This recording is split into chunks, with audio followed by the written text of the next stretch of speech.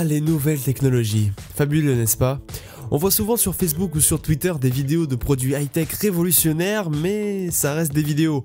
On le voit rarement en vrai.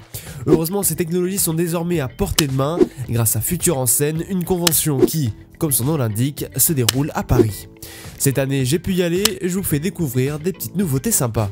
Dès mon arrivée, j'ai été interpellé par une borne nommée Short Edition. Son but, vous fournir une petite histoire de 1, 3 ou 5 minutes. En fait, ces bornes sont destinées à être placées dans les gares ou les aéroports pour faire passer le temps aux voyageurs qui aiment la lecture. C'est plutôt sympa. Avez-vous déjà souhaité acheter un vélo électrique mais vous avez un peu de mal avec leur design? Eh bien, j'ai peut-être la solution pour vous. Avec cette roue de la marque Roulin, vous pouvez avoir une assistance électrique sur n'importe quel vélo, que ce soit un VTT ou un vélo de route. C'est vraiment pratique. La semaine, par exemple, vous voulez aller au travail en vélo, et vous mettez la roue. Et le week-end, vous voulez faire simplement du VTT dans la forêt, et vous enlevez la roue, vous mettez la roue de base, la roue du VTT, et vous partez faire du VTT. Et vous avez le même vélo, que ce soit pour le travail ou pour le loisir. Il travaille sur un autre prototype à énergie solaire. Grâce aux panneaux placés sur la roue, cette dernière se recharge quand elle est exposée au soleil. Ainsi, si vous faites moins de 15 km par jour en vélo, vous n'aurez plus besoin de la recharger tous les jours. Un peu plus loin, sûrement une des attractions les plus fun du salon. Alors ici, pas de réelle nouvelle technologie, en fait c'est plutôt une autre manière d'utiliser la réalité virtuelle. En fait, une fois le casque mis sur les yeux, vous voilà sur la lune et en temps normal, l'expérience s'arrête là. Mais ici, vous êtes attaché à un harnais et contrebalancé grâce à un poids, et vous avez vraiment l'impression d'être sur la Lune. En fait, la société qui est derrière ça, c'est Orbital View. C'est une société qui vous propose de tester la VR à bord d'un avion à simulation d'apesanteur. Si l'idée est bonne, le prix par contre refroidit un peu parce que pour monter à bord de l'avion, il faut compter pas moins de 7000 € pour la place la moins chère. Autant vous dire que personnellement, c'est pas pour tout de suite. De la VR, il y en avait un peu partout dans le salon, mais je n'ai rien trouvé de bien exceptionnel. Il y avait par contre cette simulation qui m'a fait beaucoup rire. Le but, c'est de monter en haut d'un immeuble et simplement de sauter. Alors si certains n'ont pas osé franchir le pas, d'autres plus courageux ont sauté et souvent ils perdaient leur équilibre, c'était assez marrant.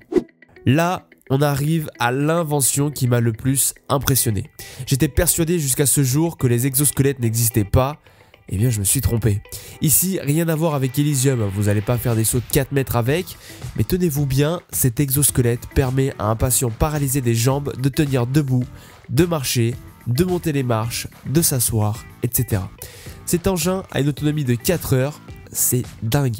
Le projet est russe et en Russie, beaucoup d'hôpitaux travaillent avec ça.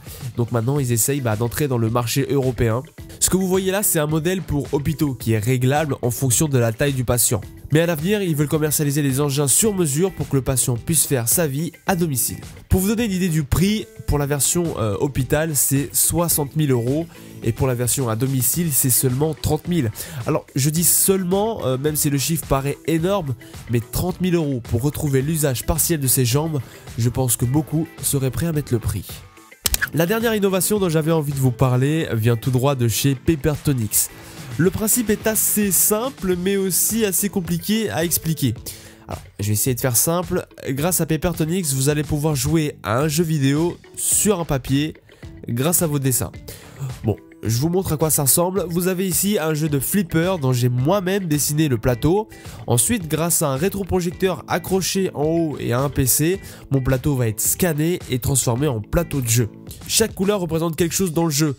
Ici par exemple le bleu c'était les parois, le jaune les bonus, etc. Et c'est vraiment à vous de créer votre jeu, votre ambiance, etc. Pour l'instant le jeu est encore en phase de prototype, mais pourquoi pas le commercialiser un jour. En tout cas l'idée est juste géniale. J'espère un jour pouvoir le tester et vous faire une vidéo. Voilà, j'espère que cette vidéo-ci vous a plu. J'ai vraiment fait le tour des nouveautés. J'aurais pu aussi vous parler de ce robot par exemple qui écrit les punitions à votre place, de cette machine à faire des cocktails lors de grands événements où on n'a pas forcément un barman à disposition, ou encore de cette machine-ci qui vous permet de mieux gérer votre stress. Mais voilà, moi ce que je vous invite à faire, c'est surtout d'aller découvrir ça par vous-même. Alors le salon en lui-même est malheureusement terminé, mais il continue un peu partout en Ile-de-France. Donc si vous souhaitez savoir quels événements sont près de chez vous, je vous invite à cliquer dans le lien en description Vous avez des événements un peu partout, dans le 92, dans le 94, dans le 91, sur Paris. Donc voilà, je vous invite, si vous êtes en région parisienne, de cliquer sur le lien et de regarder un peu partout ce qu'il y a. Voilà, n'hésitez pas à aller découvrir de vous-même ces nouvelles technologies.